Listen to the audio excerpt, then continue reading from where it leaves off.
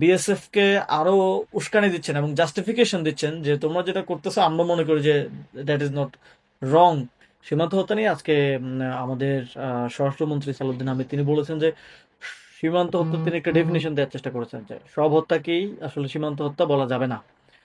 তো এটা খুবই মানে তিনি বোঝানোর চেষ্টা করেছেন যে যারা বিভিন্ন অপরাধ সংগঠিত করতে বা মাদক আনতে বা হচ্ছে চোরাচালানের জন্য সীমান্তের ওই পারে যায়, এটা বাস্তব যে অনেকেই যায়।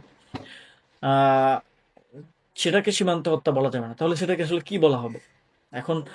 আহ, যদি এটা এরকমই হয় তাহলে সাপোজ বাংলাদেশে অবৈধভাবে ভারতের অনেক নাগরিক থাকে বলে আমরা জানি, আমরা বিভিন্ন সময় পত্রপত্রিকায় দেখেছি অন্তর্বর্তী সরকারের সময় একটা নোটিশ দেওয়া হয়েছিল যে অবৈধভাবে যারা আছে সবাই যেন ইনফরমেশন সাবমিট করে।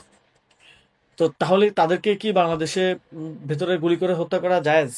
বা পৃথিবীতে বিভিন্ন দেশে অবৈধভাবে বাংলাদেশের অনেক নাগরিক থাকেন, আপনারা জানেন যে প্রবাসী বিভিন্ন দেশে অবৈধভাবে অনেকে থাকেন, অনেকের ভিসার মেয়াদ শেষ হয়ে যায়, অনেকের অনেকে জানও অবৈধভাবে। তো তাদেরকে কি সেখানে গুলি করে হত্যা করা জায়েজ? জায়েজ কিনা এটা তো শুধু মানে যদি পলিসি হয় তাহলে এটা তো সব দেশের ক্ষেত্রেই হওয়া উচিত, এবং বাংলাদেশের ক্ষেত্রে এটা জাস্টিফাইড হওয়া উচিত ভারতীয় যে কোনো নাগরিককে এখানে গুলি করে মেরে ফেলা। সীমান্তে যারা হত্যার শিকার হচ্ছে বা সীমান্তের ভিতরে, ভারতের সীমান্তের ভিতরে বা দুই সীমান্তের মাঝখানে একটা জোন থাকে, সেখানে যারা হত্যার শিকার হচ্ছেন তারা সবাই কি আসলে চোরাচালানকারী বা সবাই কি মাদকের আদান প্রদানের সাথে জড়িত বা চোরাচালানের সাথে জড়িত?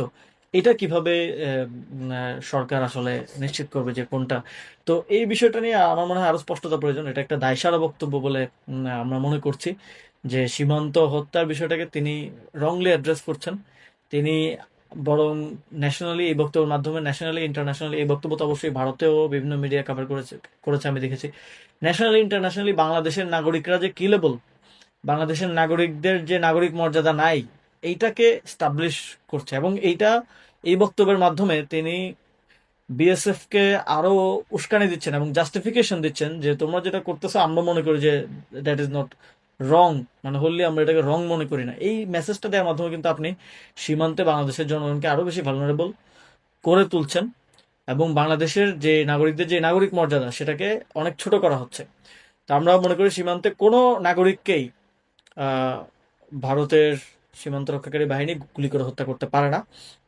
যদি কেউ সেখানে চোরাচালান করতে যায়, কেউ মাদকের সাথে জড়িত থাকে, তো সেটা তাকে তারা তাকে তারা অ্যারেস্ট করতে পারে।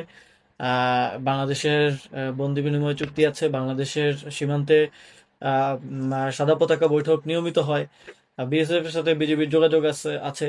তো এর মাধ্যমে হ্যান্ড ওভার করা যেতে পারে, বিভিন্ন প্রক্রিয়া এটা হইতে পারে। এটা তো এইভাবে মানে হত্যা করে ফেলা, এবং বাংলাদেশের স্বরাষ্ট্রমন্ত্রী যার এই মানুষগুলোকে নিরাপত্তা দেওয়ার কথা ছিল তাদেরকে আরো ভালনারেবল করে তোলা, এটা খুবই দুঃখজনক রাষ্ট্র হিসেবে আমাদের জন্য।